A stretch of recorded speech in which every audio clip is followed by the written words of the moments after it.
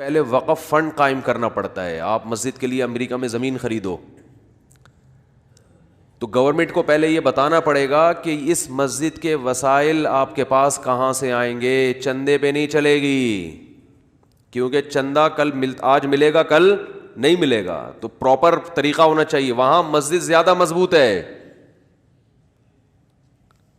تبھی چرچ زیادہ تر مسجدوں میں تبدیل ہو رہے ہیں کہ وہ پہلے سے وقف شدہ ہوتے ہیں.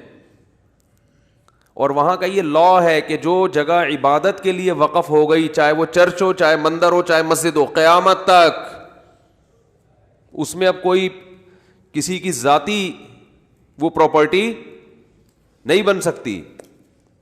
بہت سے ملکوں میں یہ قانون ہے. کتنی آزادی, حج پہ پابندی ہے امریکہ میں.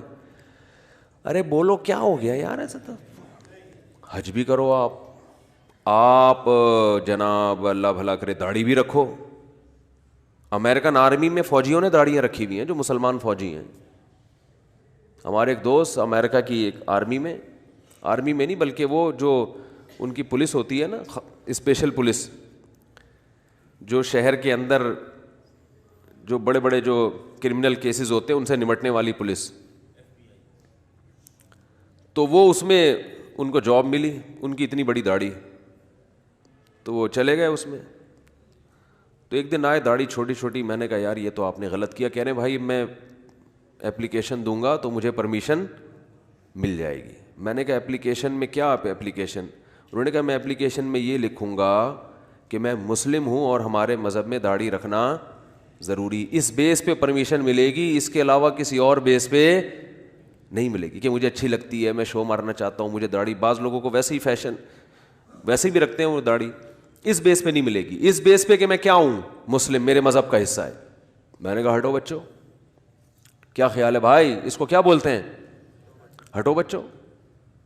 وہ تو شکر ہے غامدی صاحب نہیں پہنچے وہاں, ورنہ وہ یہ کہہ دیتے کہ اسلام میں داڑھی رکھنا ضروری نہیں ہے. ابھی تک امریکن یہی سمجھ رہے ہیں کہ اسلام کا ایک حکم ہے, اس وجہ سے مسلمان رکھتے.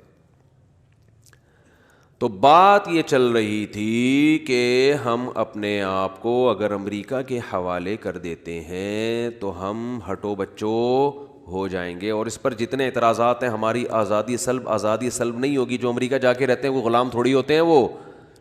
تو ہمارا سب سیٹ اپ کیا ہو جائے گا, ہٹو بچوں. اس سارے مسائل جو آج چل رہے ہیں ملک میں, اتنا خلفشار, کنٹینر, ہر تھوڑے دن کے بعد کوئی نیا کنٹینر خرید کے روڈ پہ لا کے ڈالا ہوا ہوتا ہے لوگوں نے.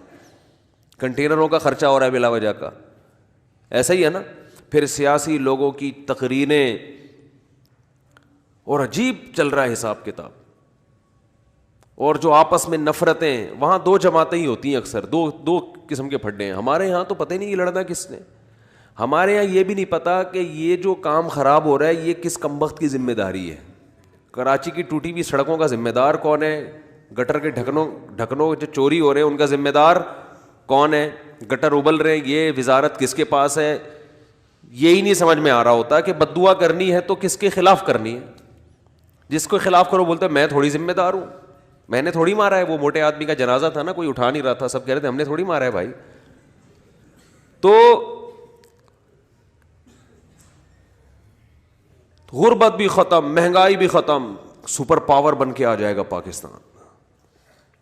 تو یہ لکیروں کی کوئی ویلیو نہیں ہے. یہ انسانوں نے اپنے ذاتی مفاد کے لیے, حکمران اپنے ذاتی مفاد کے لیے بناتے ہیں. ایک وڈیرا ہوتا ہے وہ چاہتا ہے میری حکومت یہاں تک. انسانیت کا مفاد ان لکیروں کو ختم کرنے میں ہے. لیکن اس کے باوجود اگر ہم پاکستان کو پاکستان باقی رکھنا چاہتے ہیں اور یہ لکیریں باقی رکھنا چاہتے ہیں تو اس کی صرف ایک ہی بیس ہو سکتی ہے, وہ ہے لا میں اسلام ہونا چاہیے. عملی زندگی میں اسلام تو امریکہ میں بھی ہو سکتا ہے میرے بھائی, یو کے میں بھی ہو سکتا ہے. فرق صرف کیا ہے, اسلام یہاں سپیریئر ہونا چاہیے لا میں, عدالتوں میں. اور غیر مسلم کنٹری میں اسلام پر چلنے کی آزادی ہے لیکن اسلام سپیریئر نہیں ہے. صاحب ہدایہ نے 700 سال پہلے لکھا الاسلام یعلو ولا یعلا علیہ.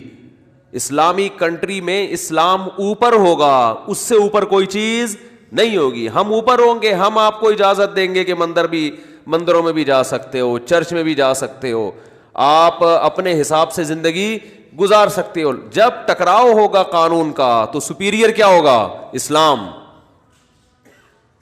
سمجھ میں نہیں آ رہی میرا خیال ہے بات؟